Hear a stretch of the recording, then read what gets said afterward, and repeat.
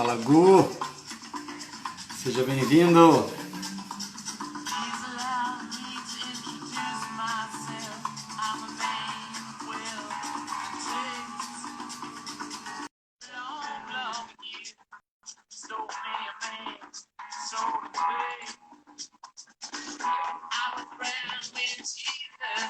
Oiê. Seja bem-vinda, Sheilinha, novamente. Obrigada. Muito obrigada. E aí, Gu? Você está me escutando bem?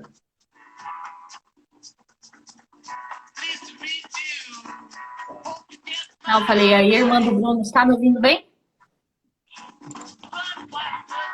Isso. Vamos lá, vamos lá. Não, falei, aí, irmã do Bruno, está me ouvindo bem? Gente, eu tô com o ouvido entupido, tá? Se eu ficar é por causa disso, tá? Boa, boa. Saudades, Gu. Curtiu a música, Thaís, Gu? entrou aí? Laís, Thaís. Legal. Raíssa. Vamos lá, galera. Vão chegando. Sejam muito bem-vindos. Vão deixando seus nomezinhos aí. Escrevam de onde vocês são. Qual é a caravana? Tudo bem. Ah, legal, Márcia. Legal, seja bem-vinda. Que massa, que massa. E aí, Sheila, tudo bem com você? Tudo bem, sim. Tudo bem, graças a Deus. Vamos falar de Satanás na empresa, esse Gustavo, né? A gente já, a gente já Vamos se falar, benzeu. os Eu tô diabos somos embaixo da nós, pirâmide aqui. não é? Ai, ai. Mas é isso aí, Bru. Começamos, então? Vamos lá, vamos lá, vamos lá. Opa, perdão. Bora lá, faz essa intro aí, Sheila. Sejam todos muito bem-vindos. Vamos começar o tchá-tchá-tchá. Tudo bem. Bom, então, para a galera que estava aí na última live, né, a gente falou sobre os primeiros, falamos sobre soberba, gula, o que mais? E a avareza. E avareza. Boa, deu 3, né? Então, lembrando aqui, assim, para quem estava com a gente, nós falamos, mas acho que vale reforçar, nosso objetivo aqui, né, não é falar de religião nem nada, não é esse aspecto, nem tampouco declarar aqui nosso artigo científico sobre isso, né? Muito dos nossos papos, das nossas vivências aí nas empresas, do que a gente coletou de colegas também, e acho que assim, a ideia é vocês também irem trazendo, conforme vocês vão se identificando, outros exemplos também. E aí hoje a gente vai falar sobre a ira, a preguiça, a inveja e a luxúria. Certo? Bom, alguma coisa a acrescentar, Bru? Acho que é só, por favor, compartilhem aí as suas opiniões, as suas perguntas, naquilo que a gente puder trazer para discussão e complementar ou até responder, faremos com o maior prazer. Então, fiquem bastante à vontade, a gente vai estar um pouco de olho ali nas perguntas também. E é isso, cara. Vamos começar. E acho que é só dizer também que essa é uma live que a gente já é a nossa terceira e a gente está cutucando um pouquinho o outro lado das discussões, o lado oculto da liderança, os 7 pecados, e tem sido uma grande experiência até de autoconhecimento para a gente. A gente sempre fala sobre isso, mas tem nos provocado bastante a sermos seres humanos melhores. Essa risada é de nervoso, tá? Porque ser um ser humano melhor não é uma tarefa fácil. Então a gente está falando aqui como bons pecadores, tá? Como boas pessoas que estão olhando para isso no seu próprio funcionamento. Então, acho que feito essa intro, podemos começar, né, Xê? Bora lá, então. Você quer Vamos lá. começar a falar aí sobre a Vamos lá. preguiça? Vamos falar da preguiça. Então, Ai, o que é a preguiça. preguiça no contexto aí do pecado capital dentro das organizações? A preguiça, ela ela tem esse sentido de o quanto que a gente fica além da gente mesmo, fica além aquém do nosso potencial dentro do nosso trabalho, do nosso labor. Então, eu diria que é um dos pecados mais conectados com o trabalho, né, com o seu fazer. Eu acho que, ao mesmo tempo que acho que vale até uma intro do que é o trabalho. Né? O trabalho ele tem uma função central para o indivíduo, para o psiquismo, para a construção da identidade. E quando a gente coloca esse pecado, então, o que é a preguiça? É você não ser tão produtivo quanto você deveria ser neste mundo é algo muito vergonhoso. Então, queria trazer um pouco esse contexto social para embasar o que é a preguiça. E também, acho que vale também uma boa intro, estou fazendo a definição do que é a preguiça. Então, na construção, na concepção dos pecados, ela não era preguiça, ela era... Então, a gente vai falar desse pacote meio completo, assim, da melancolia, da preguiça, desse não fazer que talvez seja a resposta a um contexto maior e a um contexto interno. Então, é desse contexto que a gente está falando, do contexto do mundo atual também. Né? Assim, ele mudou por um contexto meio sociocultural. A melancolia foi substituída pela preguiça. Então, ser preguiçoso é um pecado maior, ou é um pecado, e ser melancólico não. E tem uma coisa que você falou nos nossos papos lá, que tem a ver com o processo de industrialização e tal, né? Se quiser falar um pouquinho disso, que vale. Tem a ver com todo esse contexto da função do trabalho, a dimensão que o trabalho tomou na sociedade, do capitalismo, da industrialização. Então, a preguiça, e aí quem está no mundo do trabalho sabe muito bem o tamanho da culpa que se gera com relação, quando você tem preguiça. Acho que a gente consegue entender um pouco esse contexto carregado também. É o contexto do faço, logo existo dentro das organizações. Né? E acho que vale, inclusive, entender um pouquinho que, diante desse dilema, né, nós temos um dilema que surge a preguiça, o dilema das batalhas do mundo das organizações, que é a batalha do sobrevivência versus elevação espiritual, o propósito. É possível eu conciliar essas duas coisas? É possível eu estar dentro de um contexto que eu goste do que eu faço e sobreviva? Então, muitas vezes, diante desse dilema, esse sintoma aparece. E acho que, não, e aí, trazendo um pouco o sintoma da preguiça, mas também o sintoma que a gente, da própria melancolia, eu queria trazer aqui como um mecanismo de dar uma resposta para esse sofrimento dentro das organizações. Ou a passividade, ou num nível mais acentuado como resposta, o sofrimento psíquico que leva à melancolia, à depressão ou até ao suicídio. Então, acho que a gente está falando aí de sintomas bastante profundos. Então, definido preguiça, você quer complementar aí, Xelinha? Não, acho que na definição não. Se você quer ir para os próximos sintomas e tal, aí já legal. definiu bem. Boa. Feita a definição, então, do que é a preguiça, vamos tentar entender um pouquinho o sintoma na empresa. Quais são os principais sintomas que a gente vê? A gente vê o famoso presenteísmo. O que é o presenteísmo? Você está com o teu corpo presente, mas a alma está em algum lugar. Eu quero usar essa expressão aqui. Só o corpinho ali e a alma em outro lugar. Você tem, obviamente, o absenteísmo, que é a falta mesmo. Né? Você não está nem o corpo, nem a alma naquele lugar. E acho que, para conectar ainda mais, se eu colocar aqui a vinheta do Fantástico para muita gente, a gente já se conecta com esse sintoma de eu não quero estar lá, minha alma não está lá. Tá? Então, acho que pontos para a gente entender um pouquinho do ponto de vista como sintoma da empresa. Qual é o funcionamento, os mecanismos que as empresas desenvolvem para entender os seus indivíduos manifestando isso, manifestando a preguiça. Quais são, além dos mecanismos, quais os... A minha irmã colocou aqui, não a vinheta do Fantástico, não, Nossa, começa o Faustão, já é um pouquinho antes, né?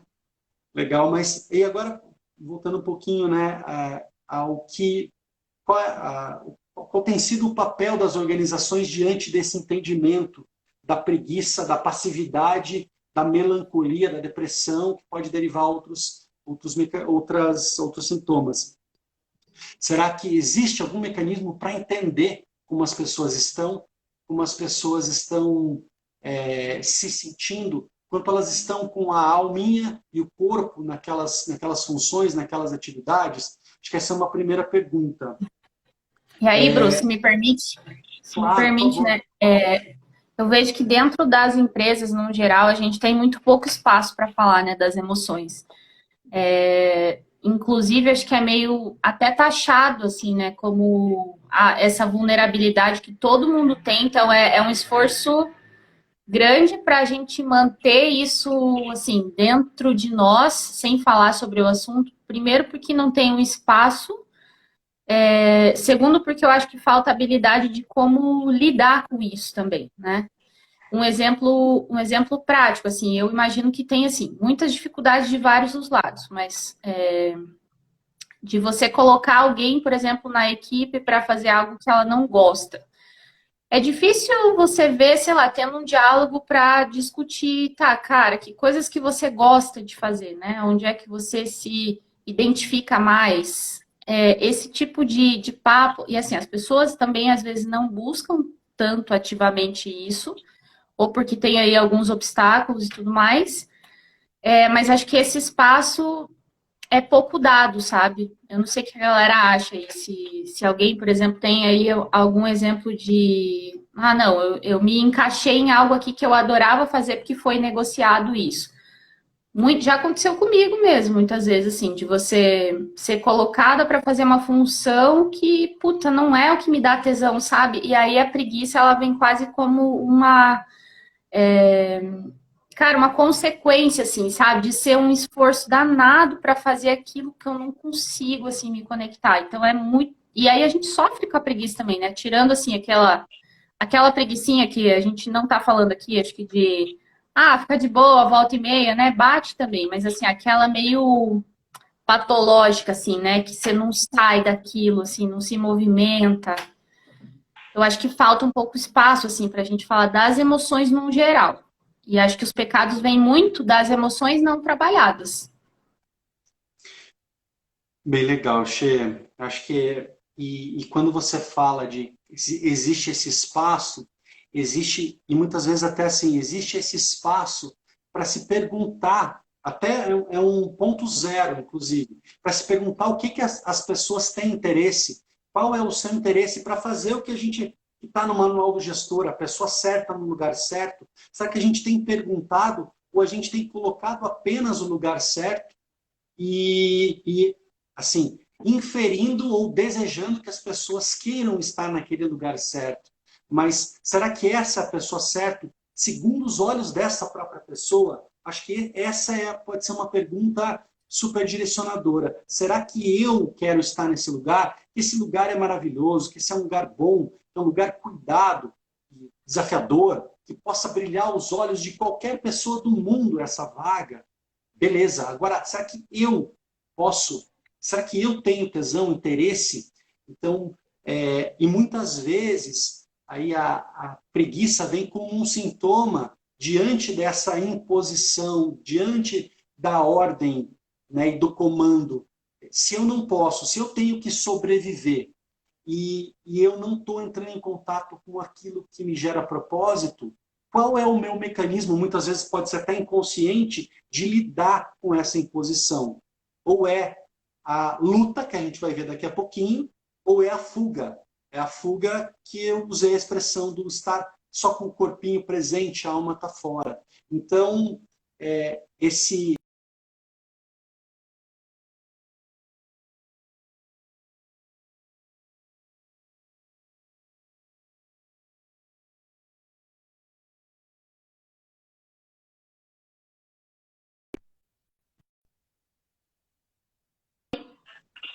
Você tá tudo certo? Oi, Você me ouviu? voltou. Você me deixou sozinha aqui, acho que travou aí a sua É, conclusão. beleza, beleza. Eu não sei até onde eu fui, então você consegue me. Acho que foi só, ficou 2, 3 segundinhos aí. Ah, não, Retoma beleza. a frase. Não, o que eu quis dizer assim é o quanto que esse sintoma da preguiça ele vem em resposta interna e com relação ao externo diante dessa imposição da sobrevivência, a imposição sentida, entendida como imposição e esse não entrar em contato tanto do indivíduo quanto da organização com a elevação espiritual que eu estou chamando de propósito, a causa, o brilho no olho, o tesão, o que for. Então, Uhum. acho que aprofundando um pouquinho, esse espaço ele talvez precise ser preenchido. Acho que tem Sim. algumas falas aqui, né? A galera tá falando no geral ali que realmente não tem muito espaço para isso, né? Que faz sentido um pouco dessa linha que a gente está indo. E aí, não sei se eu já posso entrar aí, né, um pouco do sintoma do indivíduo nesse sentido. Manda lá, Xilinha. Eu acho que assim, cabe uma reflexão de entender se eu estou entrando nesse nível assim de preguiça patológica, vamos dizer assim, que putz, está muito esforço, saiu que antes fluía. Eu acho que assim, qualquer sintoma, né? Seja a preguiça, a gente vai falar da ira um pouco, mas assim, sempre quer nos dizer algo, né? Então, às vezes, eu acho que a própria preguiça ela vem de um, sabe, quando você acorda meio, eu tô com preguiça. Cara, para pensar assim, será que às vezes você não tá também super sobrecarregado e tá merecendo se dar um descanso e fica se culpando porque não pode descansar, porque tem que ser produtivo e tudo mais? Às vezes é o corpo pedindo uma pausa mesmo. E dentro da empresa, acho que da atividade que você faz, acho que é muito, assim, entender o porquê que a minha motivação não está vindo, sabe? Por que que eu não consigo sair dessa rodinha de hamster, assim, mas bem lentamente, né? Eu acho que tem a ver aí com o encontro desse propósito, sabe? Mas mais do que o blá, blá, blá, que a gente, né, tá muito habituado a ouvir, né? Tá, beleza, tudo tem que ter o propósito e tal. Só que é um caminho muito difícil você fazer essa reflexão. Tá, qual que é o meu propósito, né? Como se tivesse que mudar o mundo com isso. E aí eu acho que, assim, tem várias formas de enfrentar isso. Primeiro é entender que você não precisa ter um propósito, você pode ter vários, para várias coisas. E descobri-los, para mim, é um exercício, assim. Eu já comecei há um bom tempo, mas eu ainda não tô com isso fechado. Então, eu tenho alguns. E aí eu identifico, por exemplo, em mim, coisas que me deixam preguiçosa. Então, tem coisas que você vai ter que fazer mesmo com preguiça, que ninguém vai fazer só o que gosta na vida, né? Isso é um ponto. Não dá para fugir disso. Mas outros é entender assim, cara, eu entender qual é o lugar que eu quero ocupar e buscar ativamente isso, né? Então, se eu não tô a fim de, putz, não tô mais vendo sentido, tá sendo muito sofrimento, tá aqui fazendo isso que eu tô fazendo, sei lá, botar a cara, né, a tapa e explicar isso, às vezes, para um gestor, olha, será que dá para a gente rever outros caminhos? Quero falar sobre a minha carreira, não estou rendendo aqui, preciso entender por quê, não estou entendendo por quê. Ou, enfim, né, faz essa autorreflexão justamente para descobrir o que está te gerando essa paralisia, digamos assim, porque no final das contas, essa resposta ela está muito mais dentro da gente. Pode ser que esteja no ambiente? Pode, mas aí é a resposta dentro da gente de dizer: eu não faço mais parte desse ambiente, esse contexto não me representa mais, não estou feliz aqui, estou presa. E aí, bola para frente, né? Bora, sei lá, buscar assim, um pouco de energia para olhar para outras vertentes. Conversar com pessoas diferentes, saber de coisas diferentes que você pode fazer, porque acho que às vezes a gente também fica tão preso num caminho, né, Bru? Assim, como se aquilo fosse a única coisa que a gente tivesse na vida. E aí aquilo ali dá mais morosidade ainda. Puta, você é escravo disso aqui pro resto da vida. Não, mas às vezes você só conversa com gente que tá na mesma, só conversa com gente que vive aquilo. Então você precisa expandir, às vezes, teu repertório também, teu arsenal de ideias, para ver que existem vários túneis com luzes.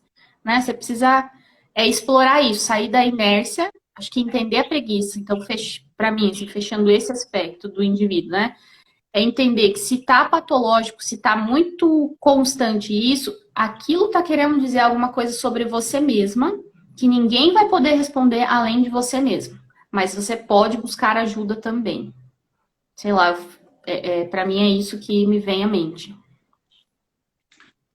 Muito massa, muito Não sei massa. se Acho que a galera tá aí, né, interagindo, acaba se acomodando, sei lá, né? Se o pessoal concorda aí, dá um joinha só para ver se eu não tô viajandaço, mas é um pouco do meu raciocínio aí. Bru, o que que você tem para... Que acho que caminhos, então, que você acha também que a gente pode adotar fora isso que eu falei? Algum? primeiro, acho que do ponto de vista do indivíduo, é esse, né? É entender, como você falou, o que que isso quer dizer para mim, né? Ela pode estar significando para cada pessoa uma situação, pode estar conectado à tarefa, à organização, ao grupo, a uma série de fatores. Então, também não é um mecanismo tão simples, mas é preciso entrar em contato. Só levar com a barriga, né, nessa morosidade, nesse arrasta, pela questão da sobrevivência, do trabalho imposto, né, e acho que até vale uma reflexão em imposto, né, aonde está a tua escolha nisso que você faz, nisso que você caminha na tua vida. Acho que do ponto de vista do indivíduo, perfeito, Sheila. E não é uma tarefa fácil, assim, Não. para os preguiçosos, todos nós, né? Além dos semideuses, os semideuses, vocês, por favor, não comentem, mas nós, preguiçosos, sabemos bem o que é isso. Né? Naquele momento que a gente está patinando, o que, que isso significa para mim? Eu já tive momentos que eu não tinha conexão com a atividade, com a equipe, com a empresa, com nada. E aí, assim, é um sofrimento muito grande. E isso, mas é importante, tá, beleza, deixa eu entender o que está pegando aqui, né, para poder tomar Uhum. uma ação e decidir. Né, que no domingo à Sim. noite eu não quero passar mais por isso. Eu não quero mais Boa. passar por isso de segunda a sexta, me arrastando. Então, assim, algumas considerações. Mas agora acho que vale a gente pensar em caminhos. Você quer trazer mais alguns caminhos de com relação a e agora o que eu faço assim?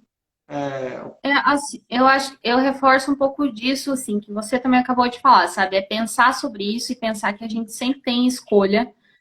E isso não significa que é fácil, é simplesmente, beleza, né? Vou viver de luz. Não é isso. Mas o fato de você não escolher, achar que não tem escolha, também é uma escolha, né? A não escolha é uma escolha.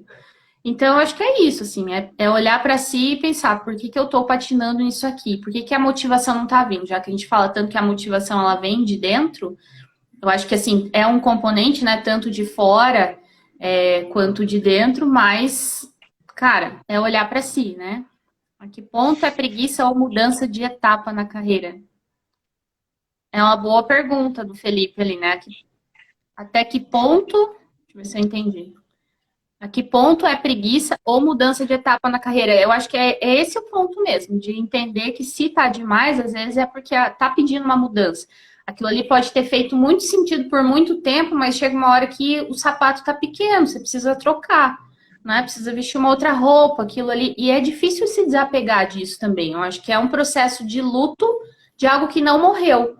Tá ali, mas talvez morreu dentro de você. Eu acho que é mais difícil enfrentar lutos de coisas que estão vivas do que de quem realmente morre. Para mim é Nossa, isso, assim. muito legal, muito legal, Che. Acho que aí, para conectar o corpo de novo, a alma de novo para o corpo, e aí acho que pensando até para os líderes que estão aí nos assistindo, é importante, como gestor, você pensar assim, o quanto você tem observado se conectado com as pessoas para fazê-las pensar sobre o que elas querem para elas. Então, pode ser um movimento das organizações também e mobilizar as pessoas para, tá, e o que, que você quer da tua vida?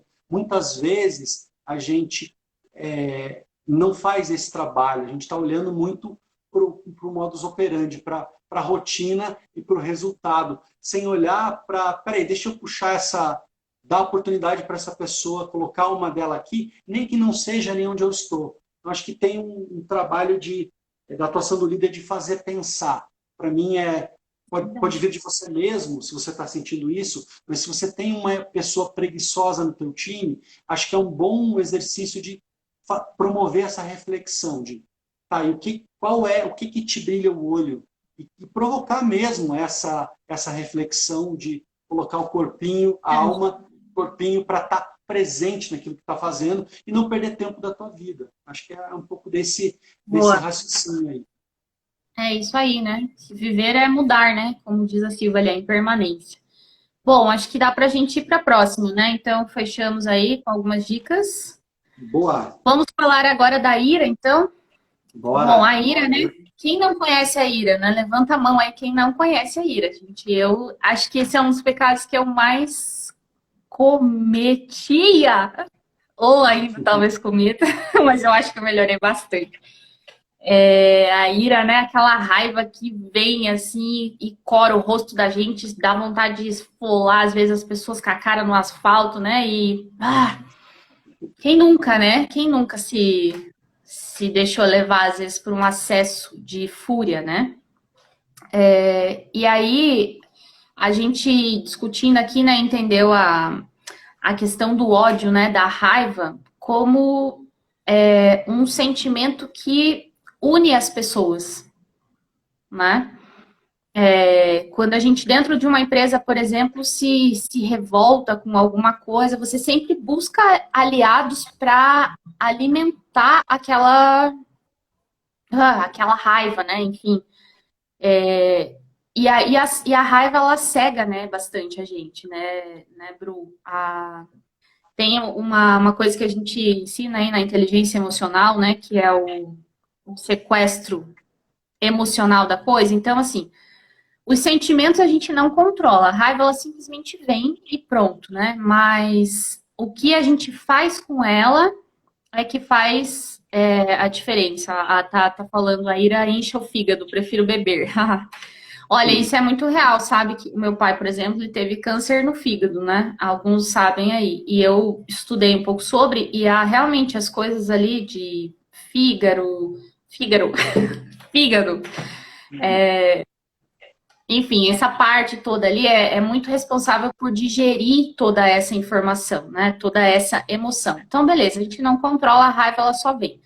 Só que tem que ter um esforço para dominar e entender, tá? Por que eu tô tão puto com essa situação? Aonde que pegou em mim, né? Porque se tem algo que aciona a raiva em você, é porque acho que pega em alguma coisa que não tá bem trabalhada em você. E aí eu acho que o ódio, ele tem um poder de contaminação, né, muito grande. Então ele une as pessoas, ele forma clãs umas contra as outras. E aí isso acho que é bem fácil, se a galera tiver exemplos até para trazer, assim, aquelas, né, turminhas do contra, aqueles motins que se formam, são geralmente motivados muito pela ira, né? O que você acha? Assim, acho que para mim isso é bastante nítido e em vários momentos da minha carreira eu me percebi, eu vi isso acontecendo também, o quanto que parece que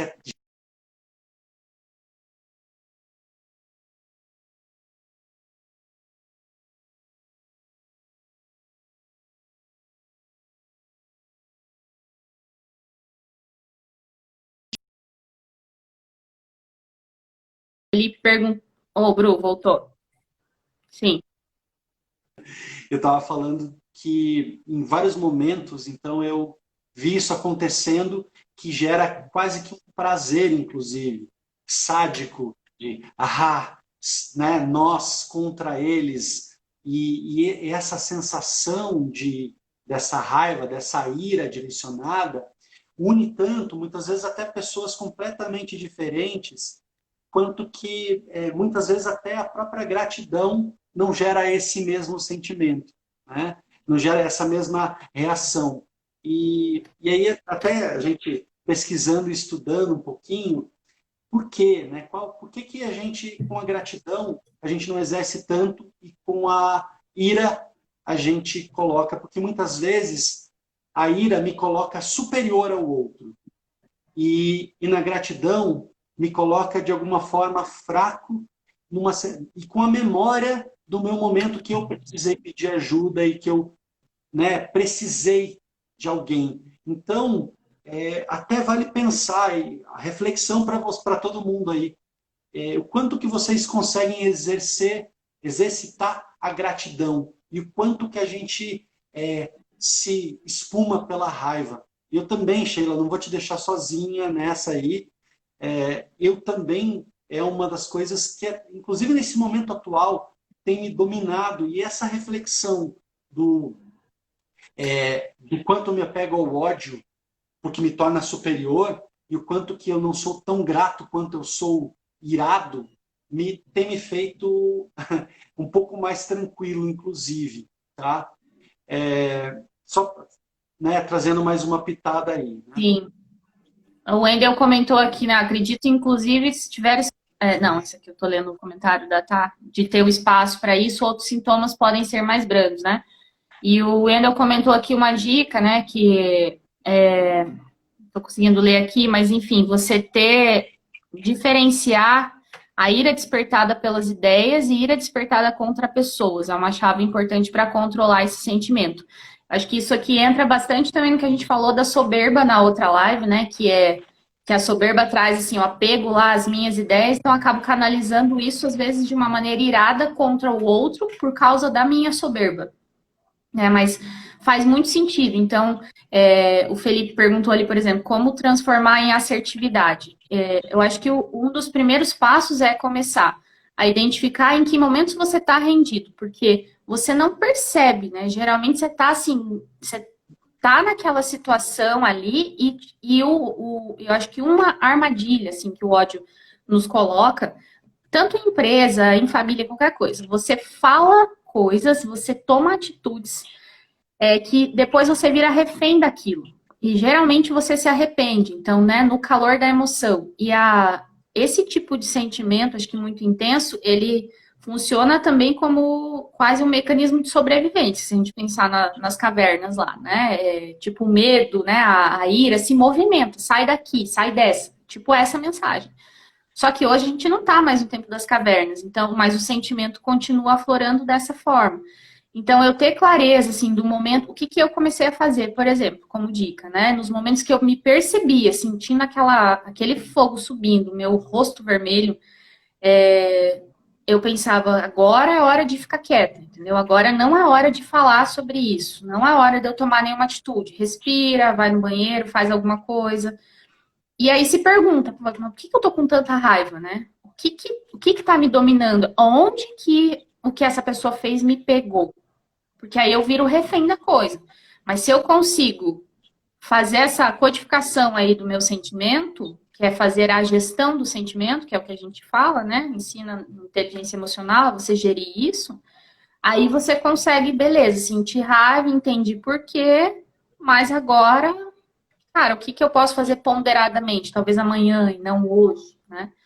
Porque isso, falando aí das organizações, é onde a gente vê, acho que como sintoma, a questão dos conflitos, né? Não trabalhados. E acho que nas empresas tem muito mais forte. A gente num geral, eu acho que não tem habilidade num geral, né? Não todo mundo, tá? Mas a maioria. A gente tem muita dificuldade de lidar com conflitos de forma assertiva. Então, vai ficando várias coisas debaixo do tapete. A raiva que não é trabalhada, né? Aquele ranço que você vai pegando, que vai guardando, vai guardando, vai guardando. Só que aquilo ali não desaparece, fica embaixo do tapete. A gente fica pisando em cima e aí vem conflitos na equipe, né? Embate. Então começa assim, sempre que a pessoa abre a boca na reunião já me vem pega o ranço, né? Eu acho que isso é ser um pouco vítima da ira, assim. Eu fico cega, porque eu meio que rotulo aquela situação ou determinadas pessoas a uma coisa só por conta da minha ira.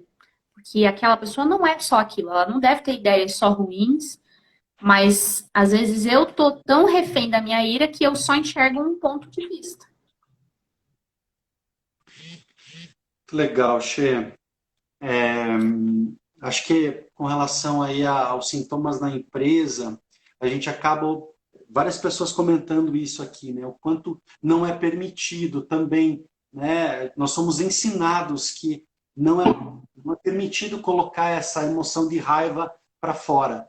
E, né, nem para fora, claro, nem dirigido ao outro, mas talvez a gente entenda que é para fora. E a gente começa a engolir tudo isso. Porque ela é automática, como você falou, né? E no sequestro, a gente fica dominado, né? Transtornado, cego pela raiva. E aí também no contexto de relação de gestão e pares e organização, tem uma série de códigos que norteiam a violência não é permitida. E nem o extravasar do conflito. Não existe espaço para se lidar com o conflito, para se falar, olha, eu discordo de você, discordo da sua ideia, como colocou o Wendel aqui. E para não gerar essa ira, eu discordo completamente da sua ideia. Te amo. Né? Assim, puta, temos um relacionamento maravilhoso, mas eu discordo da sua ideia e vamos conversar sobre a ideia. Muitas vezes, até por falta de confiança da equipe, por uma série de razões, os conflitos vão sendo engolidos e aí gerando raiva e depois tristeza e uma série de fatores. Então, como do ponto de vista do indivíduo, acho que a gente já falou um pouco, né, Xê, dos sintomas no indivíduo, quando a gente falou nos sintomas na empresa. No indivíduo, o que a gente observa é o quanto que a gente, dentro das organizações, acaba manifestando muitas vezes até a ira em contato com a inveja, que a gente vai falar daqui a pouco, nas rodas, nas fofocas, na sabotagem. Então, né, existe sabotagem derivado da ira, sabotagem, puxação de tapete. Eu estou, claro, elevando, mas existe isso dentro das organizações. E até muitas vezes pode acontecer um conflito propriamente dito, né? um embate físico, um embate de verbal. E aí, claro, é também uma reação diante dos estímulos organizacionais, do líder, do par, do conflito, da organização, e que pode, e que é também necessário que se entenda, que se coloque para fora.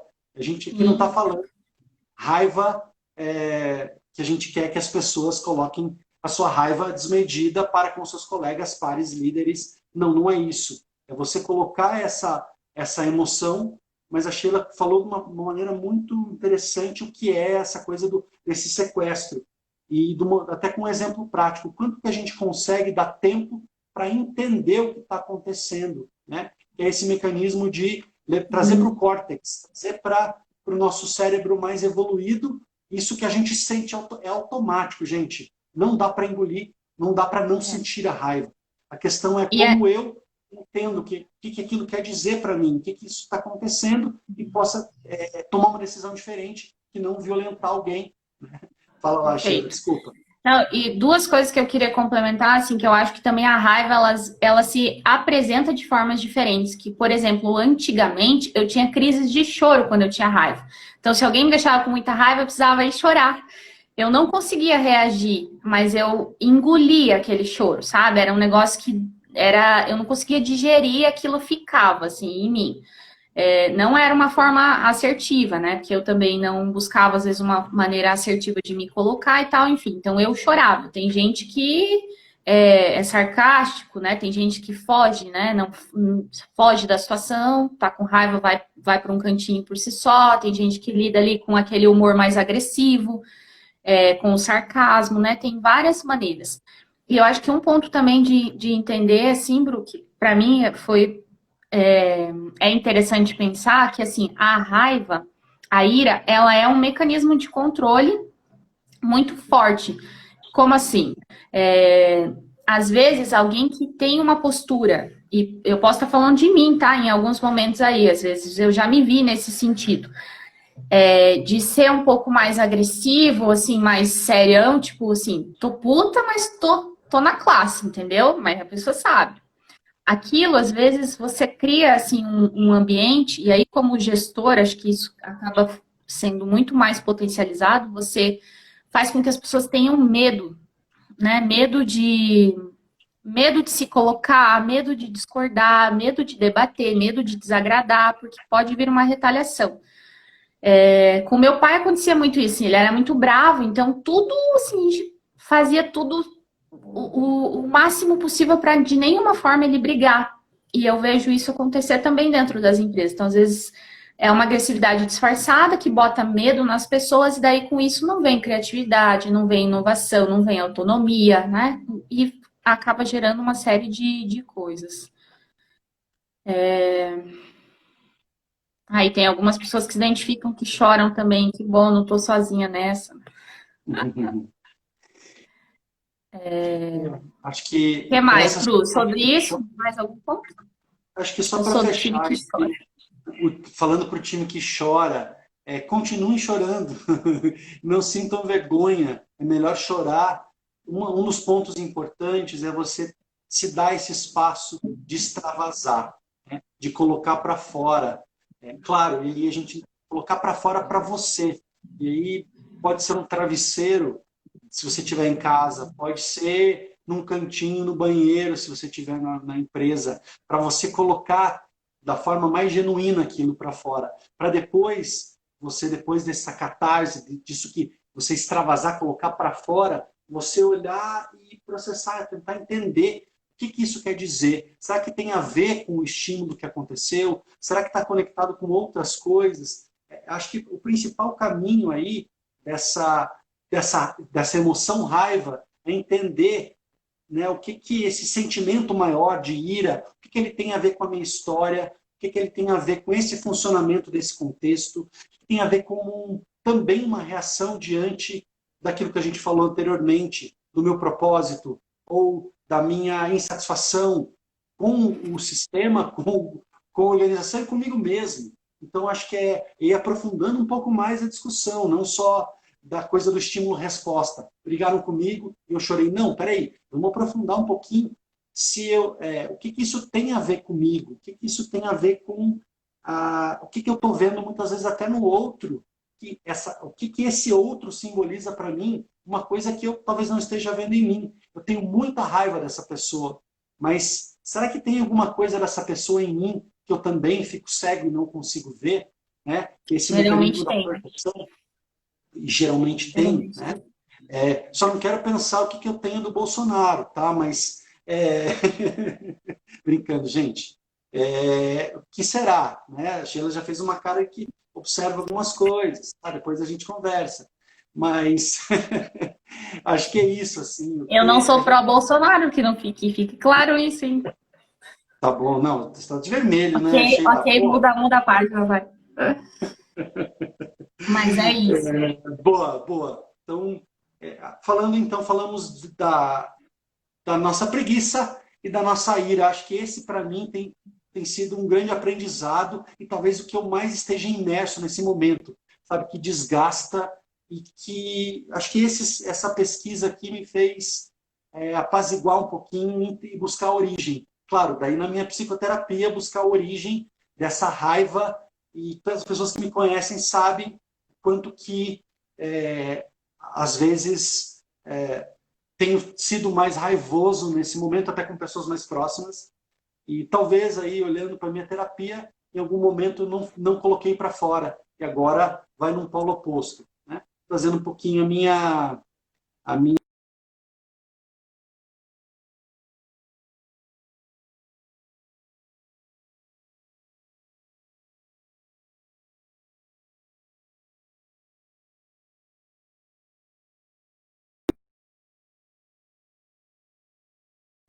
O dizer não, tô respondendo.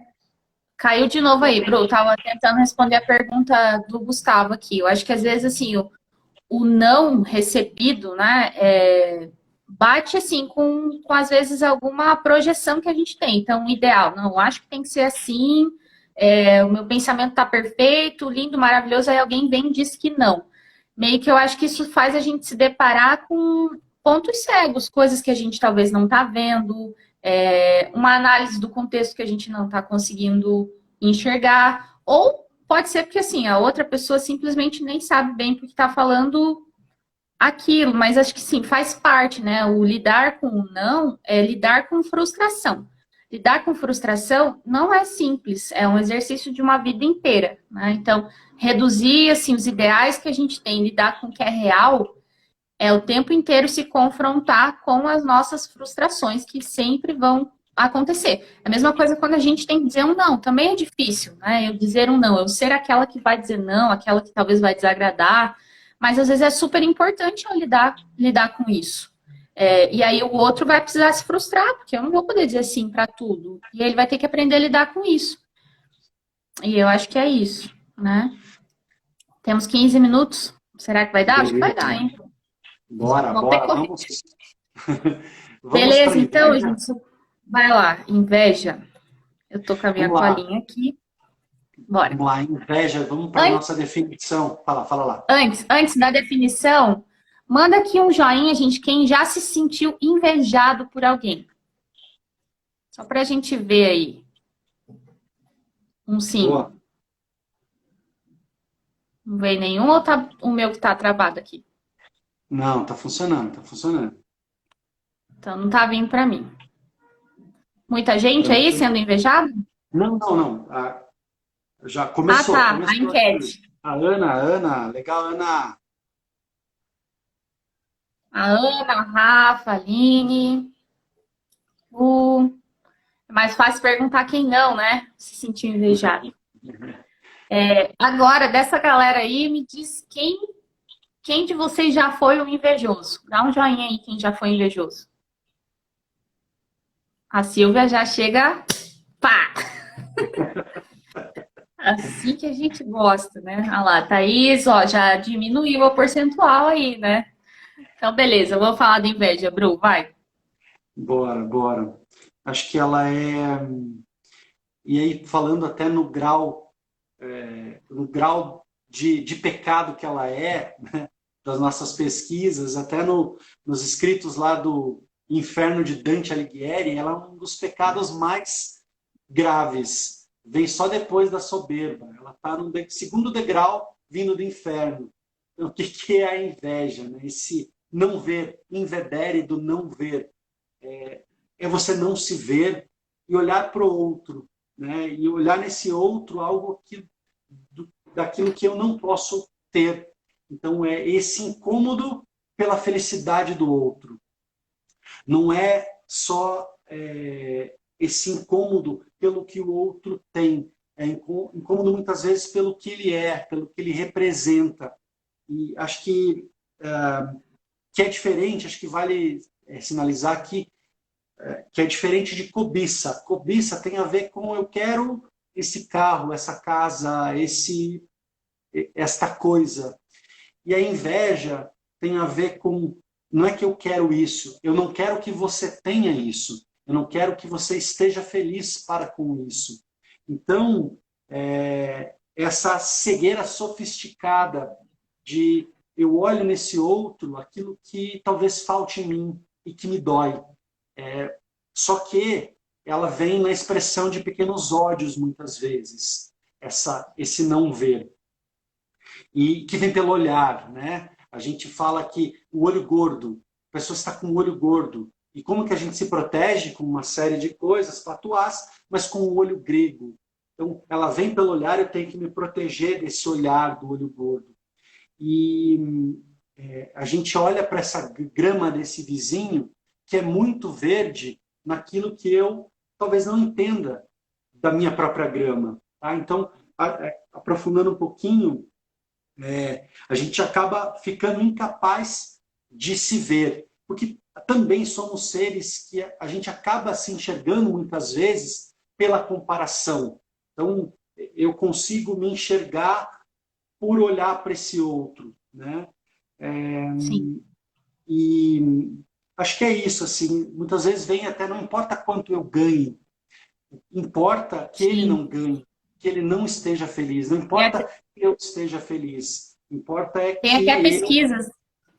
até Oi? pesquisas, né, que já fizeram, tipo, tô citando aqui bem, agora me falhou aqui o detalhamento, mas assim, pesquisaram, tá, se você quer ganhar 15 ou quer ganhar 10. Se você quiser ganhar 15, os fulanos ganham 15 também, mas se você ganhar 10, eles não ganham nada.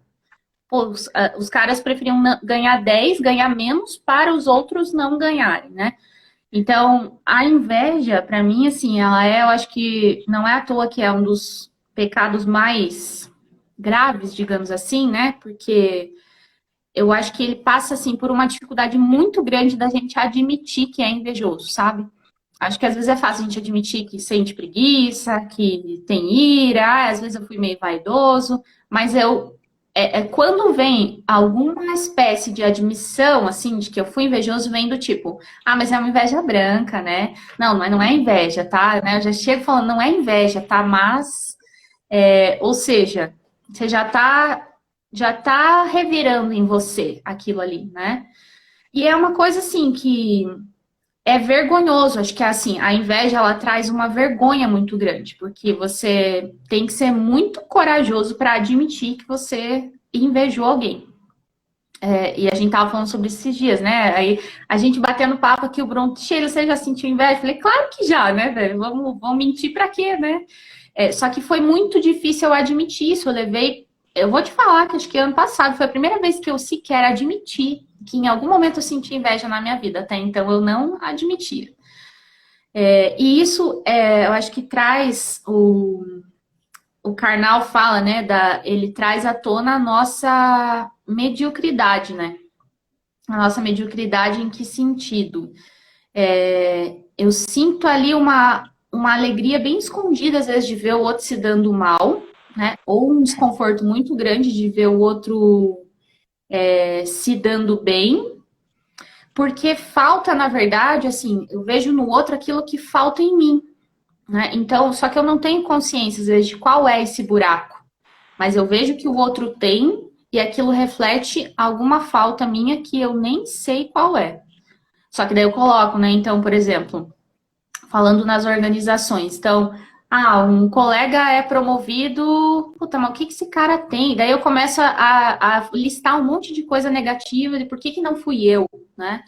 Por que essa pessoa que está indo nas reuniões e tal, por que ela está participando de não sei o quê?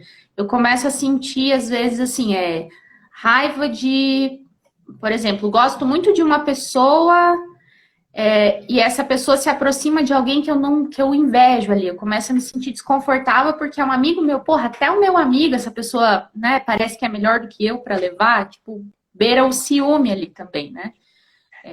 E eu já me senti assim, bem ciumenta, assim, veio através de raiva, eu descobri, assim, tava com muita raiva de um negócio que aconteceu, de uma briga e tal que teve, e no fundo eu fui entendendo assim, mas cara, por que eu tô com tanta raiva, tantos dias falando disso, o que é isso? E era ciúme porque tinha a ver com as minhas amizades, sabe? Então eu tinha inveja, na verdade, assim, de, putz, brigou, mas esse lugar era meu, não era para ela estar aqui, era para eu estar ali. Sabe que algumas pessoas falam que inveja é ciúme mais cobiça. Para mim fez bastante sentido essa matemática, né? É um ciúme mais cobiça, tem um jeito mais desse funcionamento, né? Só um parênteses aí, Sim, desculpa. não, vai lá, pode complementar aí. Falei demais até.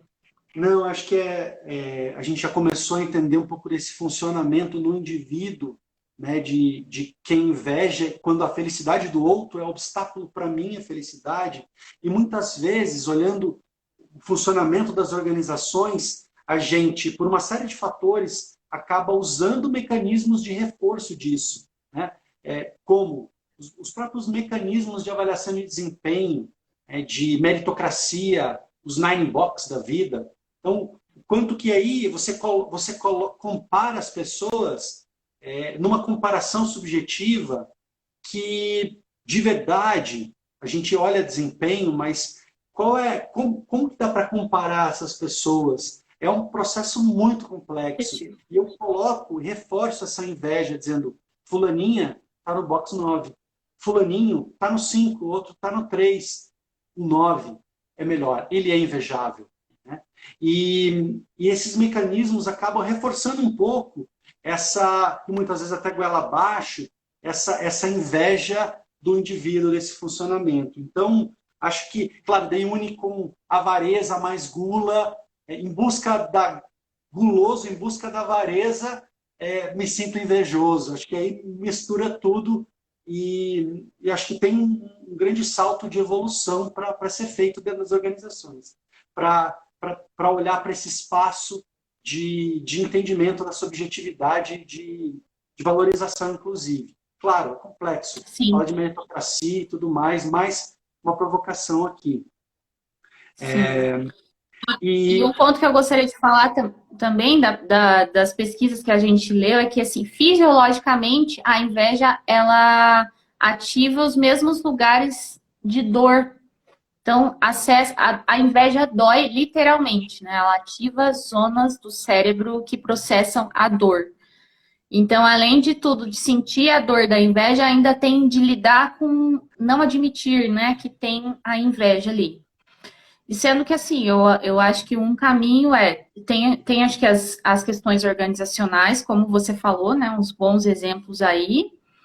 E, enfim, acho que é o cenário que a grande maioria está hoje, né, mas eu acho que, assim, você tem que passar por um processo de entender mesmo o teu valor, para você não ficar também tão refém desses mecanismos, né? De ficar sempre assim, a sua régua de comparação é sempre os outros. Seja você mesmo a tua régua de comparação, que eu acho que fica mais fácil de lidar com a inveja. muito Oi, bom. tia, é o Léo, ó, meu sobrinho aí. Ah, Muito bonitinho. legal, muito legal. Achei, adorei, adorei. Me fez pensar, não tinha parado para É, pensar. Olhar para si, olhar para a sua própria grama e reconhecer que ela tem espaços vazios, ela tem os tufos que não estão faltando, mas é o teu papel plantar uma graminha ali, né, metaforicamente, e que muitas vezes a grama do outro só é diferente da sua, e não é melhor ou pior. Eu costumava falar isso para o meu time, cara, e para mim mesmo, né? Cara, você nada na tua própria raia. É você contra você, ou você a favor de você. Mas é muito complexo, a gente aprende muito pela comparação. E poder olhar para o seu próprio valor, acho que é o caminho fundamental, e entender também quando se sente inveja, quando se sente. Quando você. Para entender muitas vezes aquele sorrisinho quando uma pessoa se ferrou. Caramba, né? É que não é se chicotear, mas por que que isso está vindo? Né? Qual é? E a gente vê, é muito claro, né? Aquela boquinha assim, aquela risadinha, você fala, tá dando risada porque o outro se ferrou. Que legal, né? Mas acho que do nosso ponto de vista como invejosos, é importante também olhar para essa inveja dirigida, esses pequenos ódios que são espalhados muitas vezes até nas próprias fofocas, e sim. tentar olhar que felicidade que eu tenho que buscar em mim, que espaço vazio que eu tenho que buscar em mim, que eu estou projetando no outro também, assim como no ódio. Boa. Chega, Senão, temos dois gramado dele, minutos. 2 minutos, gramado dele pode ser um caco que ainda assim vai ser mais verde que o seu, né? Ó, o Gustavo perguntou aqui se a gente acha, no final das contas, há uma promoção velada da inveja nas organizações. Eu não acho que seja intencional, sabe? Mas eu acho que os mecanismos acabam gerando isso. Também não acho que é intencional. E aí aqui tem mais a Ana colocou aqui o pior na inveja é quando ela tenta destruir o outro. Esse é o próprio mecanismo dela, né? Ela vem com a É, ira, ela vem. Por isso que ela é bastante complexa. A Laís colocou aqui, a busca de padrões, de elencar e hierarquizar tudo, leva a esses sentimentos, a essa confusão. Então, o que a gente quer é classificar quem é melhor, quem é pior, qual é a prioridade, e muitas vezes a gente traz isso para a gente. Esse é melhor do que eu sou melhor do que ele. Na verdade, de verdade, essa é uma grande ilusão, a ilusão da comparação. Tá? é. Gente, precisamos falar sobre a luxúria, ficamos... Sheila, e aí? Ficar devendo. Acho que não vai dar. Quanto tempo tem aí? Alguns segundos. Cara, acho que não vai dar tempo, Bruno. Não sei se vale a pena entrar aí. Depois a gente faz um vídeo também e lança aí no canal, a galera assiste, Boa, mas, boa. né? Acho que assim, a Boa, luxúria gostei. também era um dos que a gente estava com mais dificuldade, né, de falar, porque assim, é mais delicado também, mas, cara, existe assim e dá pra gente falar num vídeo sobre isso. Acho que é Valeu, isso. O que valeu. mais? Boa, gostei, Che. Fica aí um